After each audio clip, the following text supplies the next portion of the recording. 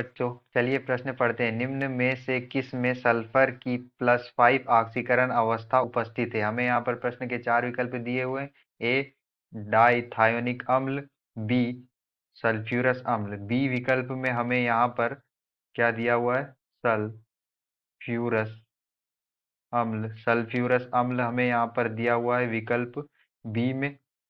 और विकल्प सी में हमें दिया है सल्फ्यूरिक अम्ल, और विकल्प डी में हमें दिया हुआ है डाई सल्फ्यूरिक अम्ल। विकल्प डी में हमारा क्या होगा? डाई सल्फ्यूरिक अम्ल। तो चलिए अब हम प्रश्न की मुख्य अवधारणा देख लेते हैं।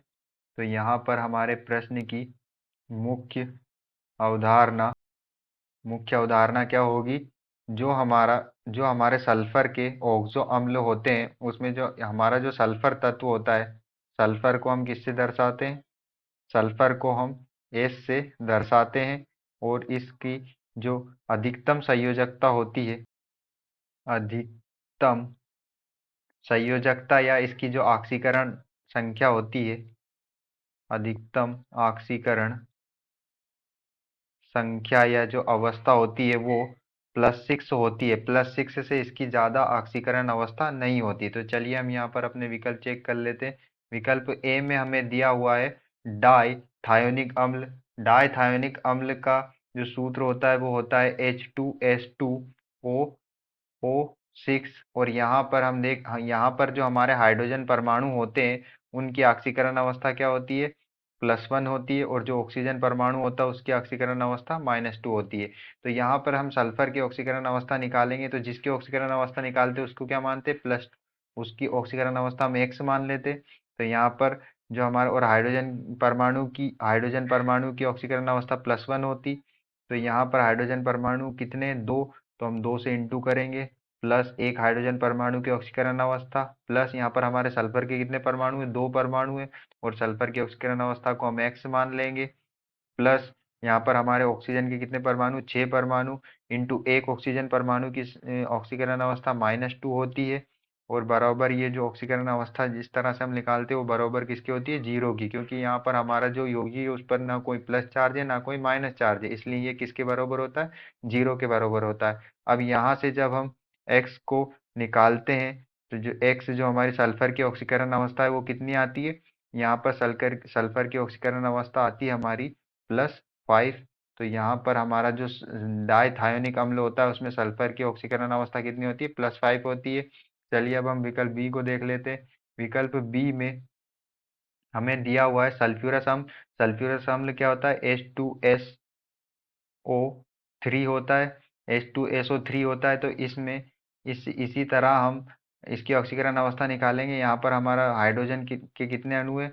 हाइड्रोजन के यहाँ पर दो परमाणु हैं, और एक हाइड्रोजन परमाणु की +1 ऑक्सीकरण अवस्था होती है, प्लस सल्फर के हम X मान लेंगे। ऑक्सीजन के यहाँ पर कितने परमाणु? 3 परमाणु, और एक ऑक्सीजन परमाणु की ऑक्सीकरण संख्या कितनी होती है? 2 होती है, बराबर 0 के। तो यहाँ का वो होगा +4।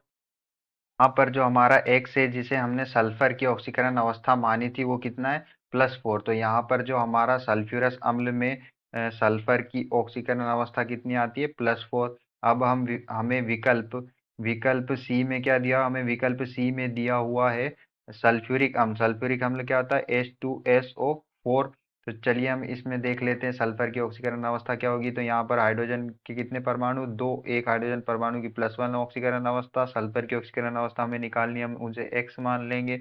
ऑक्सीजन के 4 परमाणु, एक ऑक्सीजन परमाणु की -2 ऑक्सीकरण अवस्था होती है, बराबर 0 के। तो यहाँ से जो X जो हमें सल्फर की ऑक्सीकरण अवस्था मानी थी वो कितनी हमें प्राप्त होगी? यहाँ पर होगी +6। चलिए अब हमें विकल्प डी में क्या दिया? हमें विकल्प डी में दिया हुआ है डाई सल्फ्यूरिक अम्ल।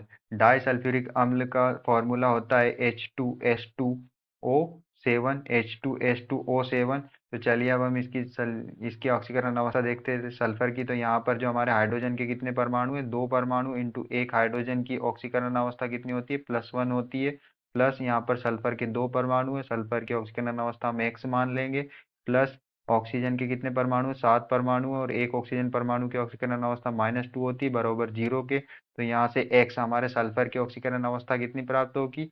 जो हमारा सल्फर जिसको हमने X माना था, यहाँ पर हमारे सल्फर की ऑक्सीकरण अवस्था हमें प्राप्त होगी। यहाँ पर जो 7 का इंटू करेंगे तो कितना होगा? 14 और 14 जब 2 से माइनस होगा तो 12, और 12 को जब 2 से काटेंगे तो क्या होगा, यहाँ पर भी हमारी क्या होगी, +6, +6 ऑक्सीकरण अवस्था होगी। तो हम यहाँ पर देख सकते हैं कि हमें जो प्रश्न में पूछा था कि +5 ऑक्सीकरण अवस्था सल्फर की किस में होती है, तो जो हमारा सल डायथायोनिक अम्ल होता है, डायथायोनिक अम्ल में सल्फर की +5 ऑक्सीकरण अवस्था होती है, जो हमें विकल्प ए में दिया हुआ है। यही हमारा क्या होगा, आंसर होगा। आशा करते हैं आपको समझ में आया होगा। धन्यवाद।